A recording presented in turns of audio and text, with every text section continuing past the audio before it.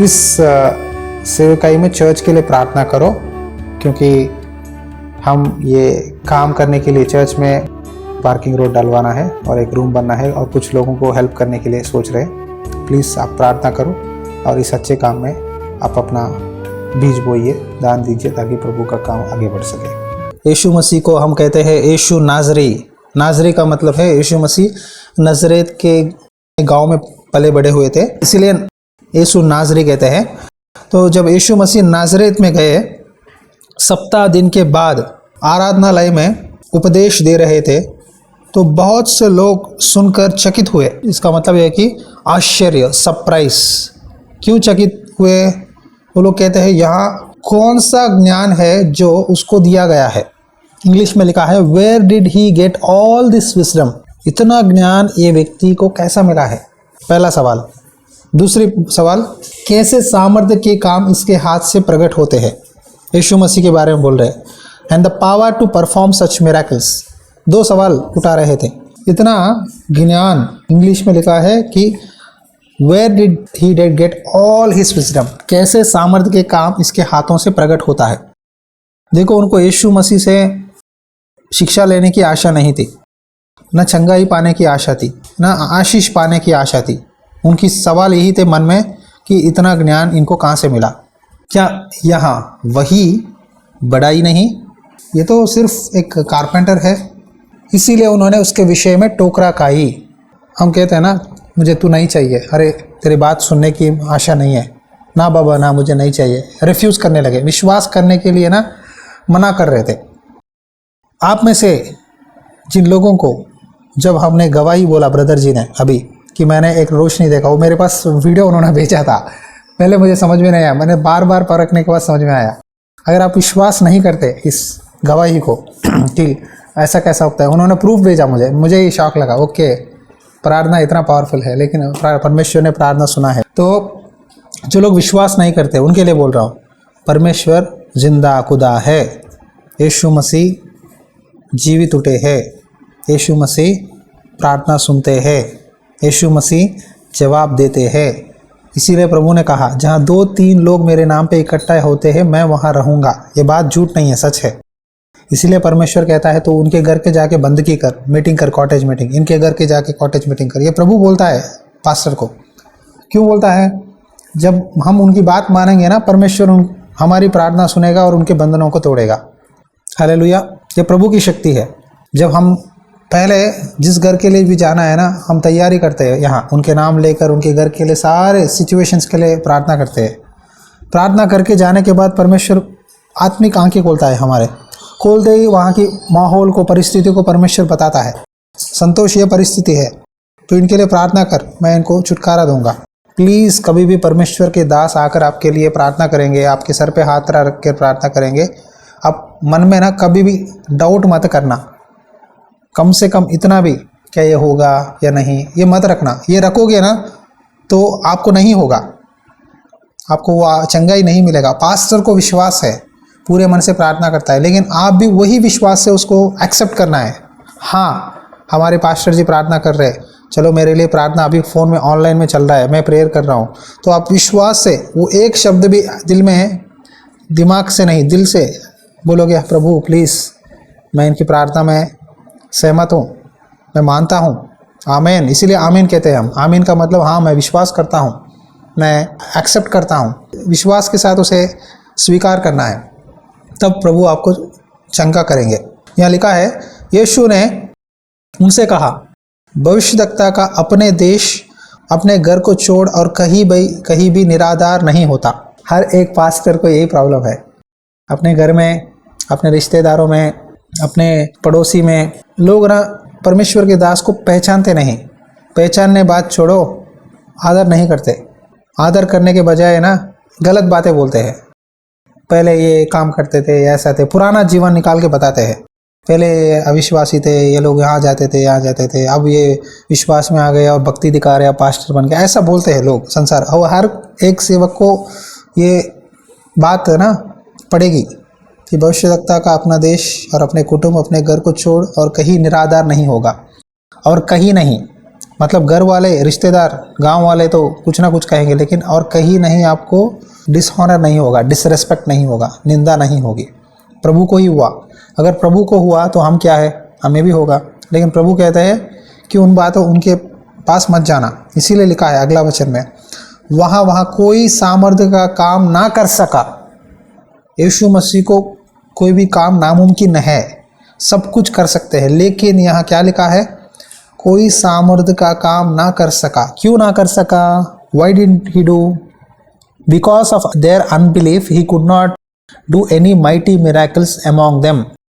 उनके अविश्वास के द्वारा कोई आश्चर्य काम प्रभु वहाँ नहीं कर पाए।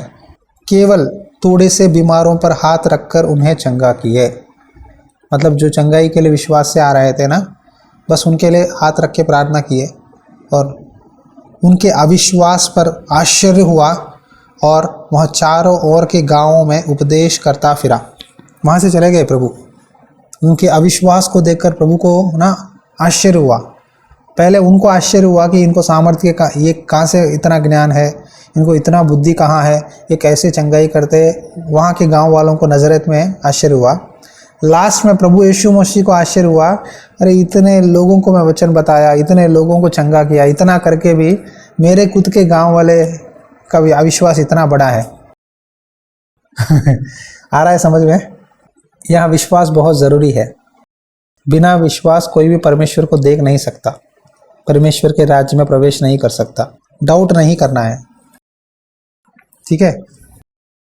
तो कई बार जब आप प्रार्थना करवाने आते हो पास्टर जी के पास या आप प्रार्थना करते हो, पूरे विश्वास के साथ प्रार्थना करना है कि मेरा प्रभु मुझे चंगा करेगा, मेरा प्रभु मुझे चंगा करेगा, मेरा प्रभु मेरे साथ है, मेरा प्रभु मुझे कभी नहीं छोड़ेगा। ये विश्वास होनी चाहिए। इब्रानियों की पत्री अध्याय 11 वचन 6 पढ़ो। और विश्वास बिना उसे प्रसन्न करना अनहोना है। And it is impossible to please God without faith. Impossible है, नामुमकिन है। विश्वास के बिना चंगाई पाना है, आशीर्वाद पाना है, घर में बरकत पाना है, शांति पाना है, तो नामुमकिन है। विश्वास करोगे तभी होगा।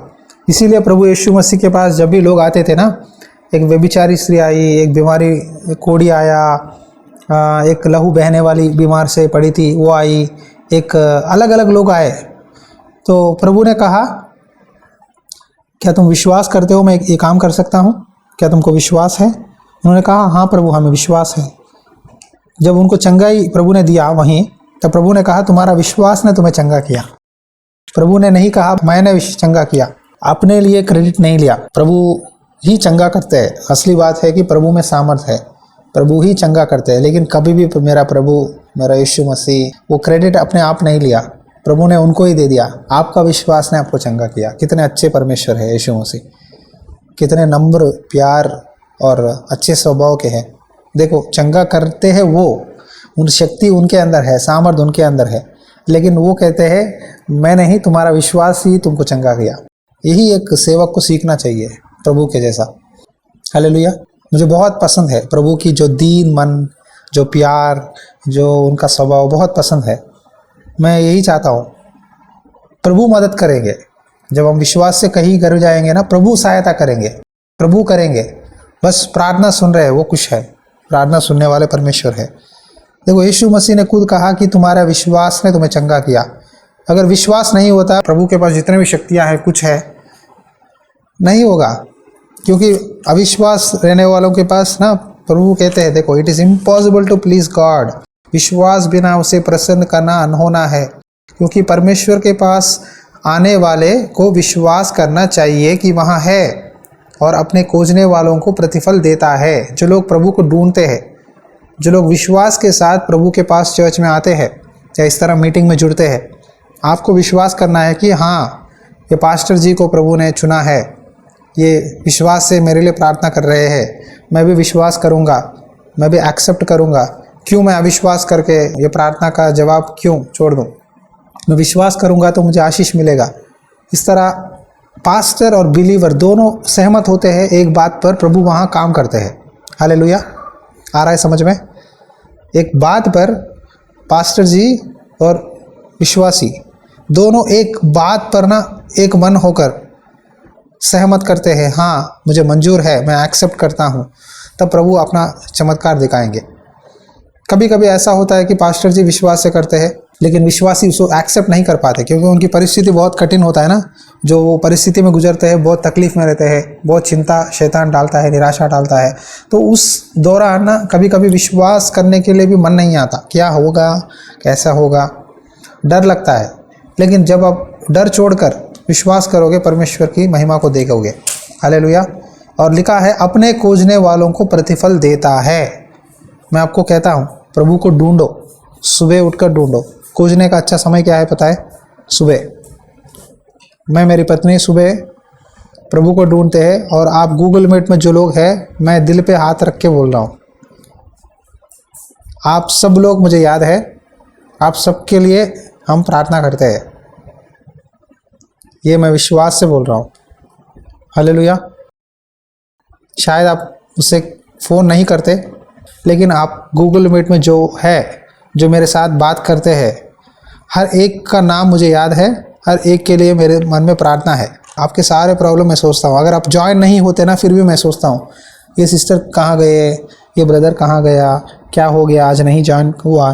कभी कभी ग्रुप में रहते हैं आप, फिर भी मैं पर्सनली मैसेज करता हूँ कुछ लोगों को, आप में से, आप जानते हो, कभी कभी ग्रुप में हैं आप सब लोग, कभी कभी पर्सनली मैं ही जानबूझ के पर्सनली भी भेजता हूँ अगर ज्वाइन नहीं करते। तो मेरा मन आपसे है, आपके लिए है, आपकी चिंता करता हूँ, आपके लिए प्रार्थना करता हूँ। सच्चा चरवाहा अपनी भेड़ों की रखवाली करता है, वो जहाँ भी हो। आज सही शिक्षा नहीं है, सही बोलने वाले नहीं है, प्यार करने सेवक नहीं है, उनकी विश्वासियों का प्रॉब्लम क्या है समझना है, उनके लिए हमें प्रभु से मध्यस्थी करना है, ये आशा नहीं है। सब लोग अपनी पेट भरने के लिए सेवा कर रहे हैं आज के दिनों में। पेट भर गया, चलो बेट आ गया, हाँ हो गया, हमको क्या। लेकिन ये नहीं है सच्चा सेवकाई। यीशु मसीह ने करके दिखाया। जहाँ ज़रूरत थी, जहाँ तकलीफ था, वहाँ जाते थे, उनके लिए प्रार्थना करते थे, और प्रभु वहाँ परमेश्वर की महिमा सामर्थ दिखाई देता था। हम सबको सीखना चाहिए कि प्रभु के जैसा हम तकलीफ़ में, ज़रूरतमंद के लिए, बीमारियों के लिए, बंदरों में पड़े हुए लोगों के लिए, जब हम वहाँ जाकर प्रार्थना करते हैं, परमेश्वर की महिमा दिखाई देती है, और वहाँ कई लोग उद्धार में आते हैं। मैं कॉटेज मीटिंग के द्वारा ही प्रभु में विश्वास में बढ़ा। हमारे घर के सामने हर बुधवार शनिवार में एक आंटी के घर में मीटिंग होता था। वो मीटिंग्स में मुझे कुछ समझ में नहीं आता था, फिर भी मैं जाता था। मैं एक समय में अन्य जाति का था। मैं अपने यंग एज में, मैंने अपने जवानी में प्रभु को अपना जीवन दिया है, इसीलिए मेरा लाइफ स्पॉइल नहीं हुआ। यंग एज में 9th क्लास 8th क्लास में मैंने प्रभु का वचन सुना। 7th 8th 9th 10th में मुझे प्रभु ने ग्रहण किया।